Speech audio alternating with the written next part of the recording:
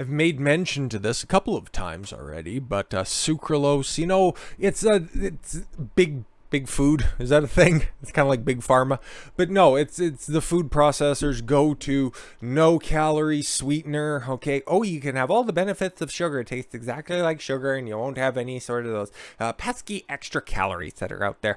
Well, guess what? I've said forever, okay, based on the research I've done prior to starting up this channel, and even prior to me getting my own CSEP CPT degree, okay, my own exercise physiology degree, I've known this because sucralose disrupts your gut biome, and it throws a whole bunch of things into whack, okay? I've made passing mention to this a few times, so now we have the opportunity to take a look at sucralose, okay? And exactly what it does to your body and why it's not going to help you to lose weight. Yeah, oh, it's a nice marketing term. Oh, 0-calorie sweetener, but it does so many detrimental things to your body where you're no further ahead. And you take a look at those, like I've seen this added to a bunch of things, and that's why I've had to change a bunch of even my own supplementation, because sucralose is one of those sweeteners that is very prevalent in your just off-the-shelf pre-workouts. You take a look, you just take one that's like, oh, I like the raspberry flavor of the C4, okay? Which is something that I used to have a lot. I'd take the ripped one because I didn't want all of the bulking from the creatine that's out there, because, that's just stupid. I don't need water in my muscles. That's dumb. But no, you take a look at the ingredient list, and it's like the third or fourth thing down, but 0 sugar, so it's all fine, right? No, it's not. Does the non-nutritive, no-calorie sweetener sucralose really help you lose weight? Many people use low or no-calorie sweeteners because they want to avoid calories that natural sugar, sucralose, provides. Or sucralose is the no-calorie version of sucrose, okay? How does sucralose compare with sucrose? Scientists have explored these and other questions in numerous studies, and the most recent which appeared in JAMA Network Open. Let's learn, okay? What is sucrose? Sucrose is table sugar.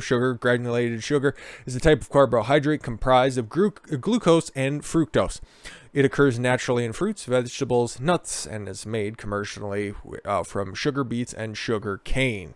Sucrose is considered a natural sugar when you consume it from whole foods, apples, and carrots, and added sugar when found in processed or refined foods, from the obvious things. So what is sucralose? Extremely sweet, 600 times sweeter than sugar, non-nutritive. The sweetener that actually begins its life as sugar.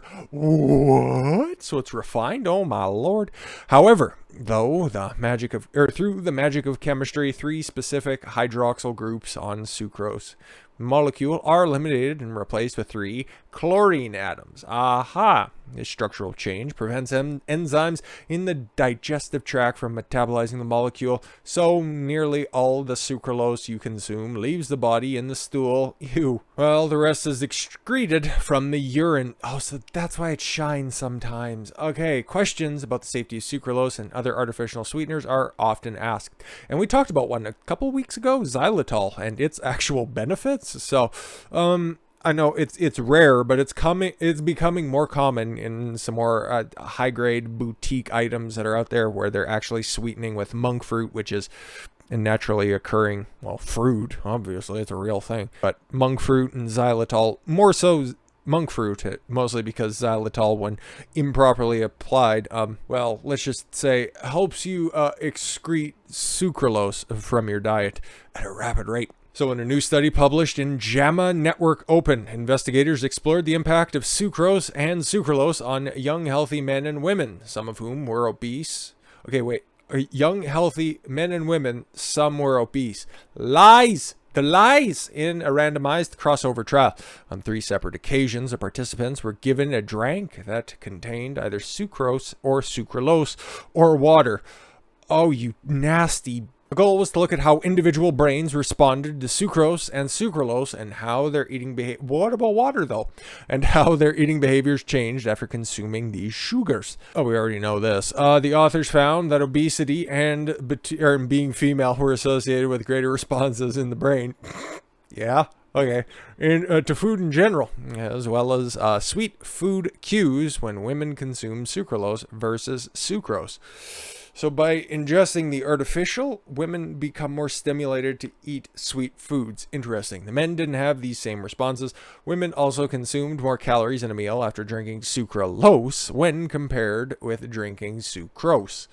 Huh. So what's the bottom line? Based on the findings of the recent study, it appears that the non-calorie sweetener sucralose may cause women, and obese women in particular, well, there's more, just eating sucrose or consuming sucrose isn't the reason why you're just a fat pig, to be more attracted to food when it comes, and to consume more calories, than they would if the consumer... if they consume sucrose. It's just editing mistake.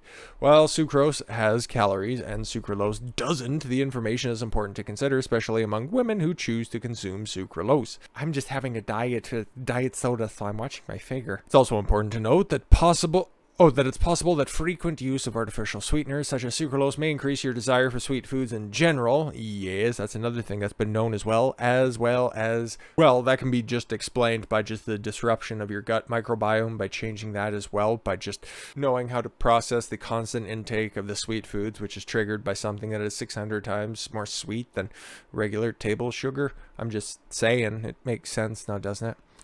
Which could jeopardize your efforts to lose weight. Well, if you have some self-control, then again, you also wouldn't be obese and in the study of healthy individuals. But the more you know when it comes to sucralose. Sucralose, it's popular, it's around everywhere, and it's better than aspartame, but then again, a gunshot to the head is a little bit better than aspartame, but sucralose ain't that much better. Unfortunately, it's like the second most popular artificial sweetener or no-calorie sweetener that's out there. Just always look for monk fruit xylitol when those are available. But with that said, thank you all very much for the gift of your time. I've been Don Consuelo. I want you to follow your gut and get after it. Take care, everyone.